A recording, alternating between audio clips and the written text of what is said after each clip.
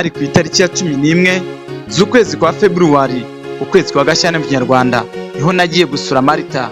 Nkuko yari yarabimenyereye, mu guhaguruka sinagiye njyenyine, naherekejwe n'inshuti yanjye Kaberuka, nkuko ntacyo nigeraga muhisha ngubwo ngagiye kundambagiriza.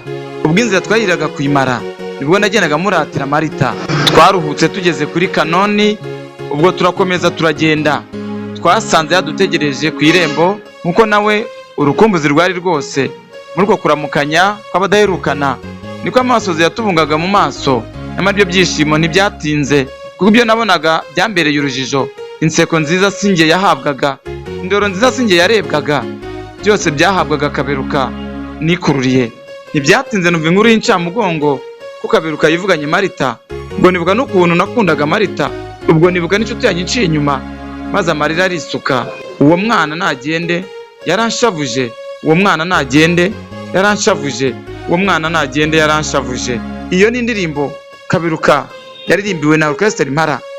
Iyi ni itariki 11 ukwezi kwa Gashyantare February, akaba rero uwo munsi twizizaho gutwarwa umukunzi n'uwari wajyanye Kaberuka kumumwereka bazamumusabire cyaza mumuratire. Tariki ya 11 Gashyantare ni itariki yafashwe nk'umunsi wahariwe gapapu, aho umuntu yambura undi wo bakundanaga akamumutwara mu Rwanda, bitewe n'inkuru ya Kaberuka na Marita yaririmbwe na Orchestre Impala.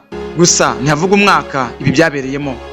Kaberuka na Marita baririmbwaga muri iyi ndirimbo ya Orchestre Impala. Ni abantu babayeho, ndetse kandi bivuga ko ubu babana nk'umugabo n'umugore, aho batuye mu karere ka Rutsiro mu burengerazuba bw'u Rwanda.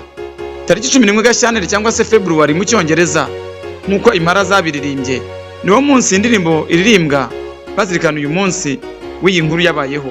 Mu myaka yashize, Sebyeri Paul uzwi cyane nka Mimi La Rose, umuhanzi w'umunyarwanda wamenyekanye cyane muri Orchestre Impala yabayemo kuva yashingwa kugeza n'uyu munsi, ari umucuranzi wayo, yatangarije ibitangazamakuru bitandukanye yuko iyi ndirimbo ivugamo inkuru ya Kaberuka bivuganye Marita ari inkuru y'impamo. Indirimbo kandi ivuga uko Kaberuka yaherekeje umusore w'inshuti ye ugiye gusura umukunzi we ari we fiancé. Bagerayo uwo mukobwa akikundanira na Kaberuka. Kuva ubwo urukundo rwe na Kaberuka rugashinga imizi kugeza babanye umugore n'umugabo. Mimi La Rose yavuze ko kandi umusore wari watwawe umukunzi ari we wababwiye Orchestre Impala inkuru y'ibyamubayeho, akanabasengerera wazabikoremo indirimbo, barayitunganya arayisohora. Gusa ngo nubwo Kaberuka uvugwa ariyo mazina ye, Marita iryo zina ngo ni izina ryahinduwe, iryo zina ry'uwo mugore wegukanwa na Kaberuka. Kaberuka n'uwo mukunzi we ubu baba muri Rutsiro mu ntara y'Iburengerazuba, ariko iby'inkuru y'amateka yabo baba bashaka kubigarukaho no kwemera kuyivugaho nk'itangazamakuru. Ndi Alpha Niyibigira, ni ikiganiro Inkuge Yigenza kuri uyu munsi w'itariki 11 ukwezi kwa kabiri, aho Kaberuka yivuganye Marita. Ni iminsi 2 bibura ngo twinjire muri Saint Valentin, umunsi w'abakundana. Tubaha ikaze kandi ku biganiro byacu byose bitandukanye. Turabashimiye babanye natwe. Nyagasani barinde.